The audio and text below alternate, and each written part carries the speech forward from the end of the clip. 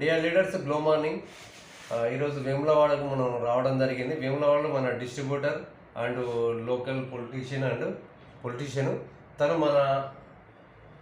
మన కంపెనీ రివాగ్లో కంపెనీలో detox and miracle 2 ప్రోడక్ట్లు already వాడడం జరుగుతుంది. లాస్ట్ టైం వచ్చినప్పుడు ఇవ్వడం జరిగింది.